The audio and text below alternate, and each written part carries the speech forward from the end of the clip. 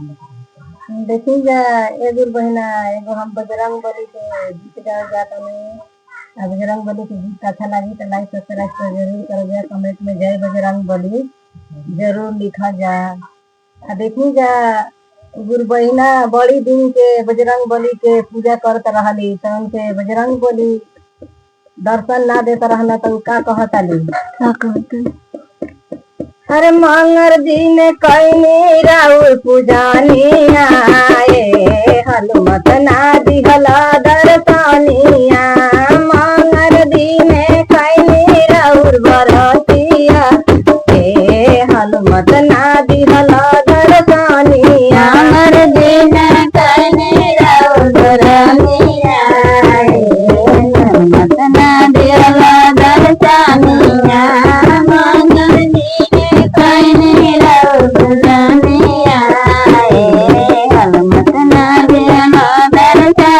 बचपन से धोनी राउर चरनिया हनुमत ना दिहला दर्शनिया।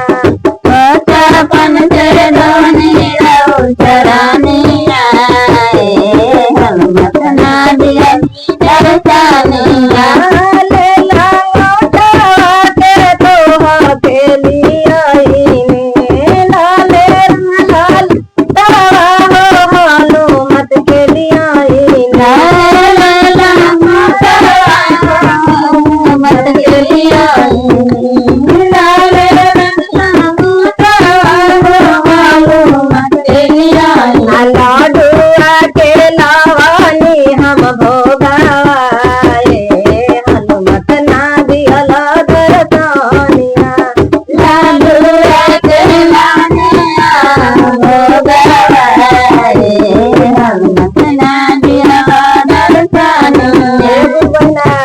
हनुमान जी से का कहतली नइखे विश्वास तो राम जी से पूछला। नइखे विश्वास तो तू राम जी से पूछला। नइखे विश्वास तो तू राम जी से पूछला। नइखे विश्वास तो तू राम जी से पूछला। हमारो गवाहिया हनुमत दे दर्शनिया। हे बाना हमारो गवाहिया हनुमत दे दर्शनिया। हे बाना हमारो गवाहिया हनुमत दे दर्शनिया।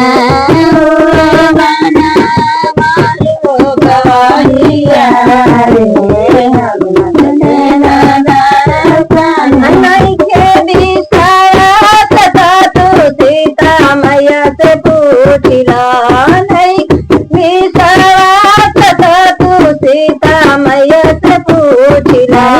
विश्वास तो तू सीता मैया से पूछला। नइखे विश्वास तो तू सीता मैया से पूछला। जहाँ जहाँ हो खेला चरा चवाए हनुमत गाय राउर भजनिया। जहाँ जहाँ हो खेला चरा चवाए हनुमत करे सुमिरनवा। जहाँ हो खेला चरा चवाए हनुमत करे राउर भजनिया।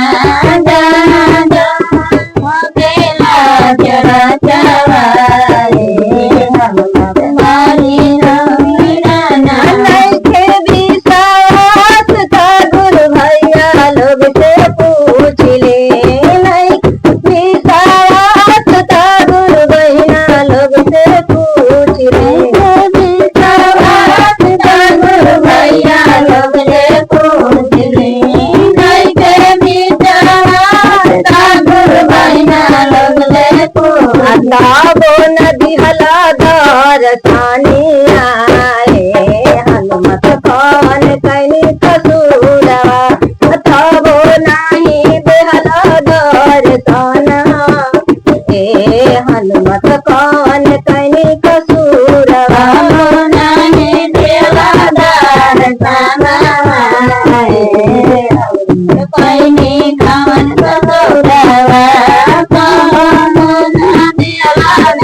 दर्शन माए हनुमत सैनी कान गवाती प्रेम से बोलिए बजरंग बली की जय। हर हर महादेव मैया भानी की जय।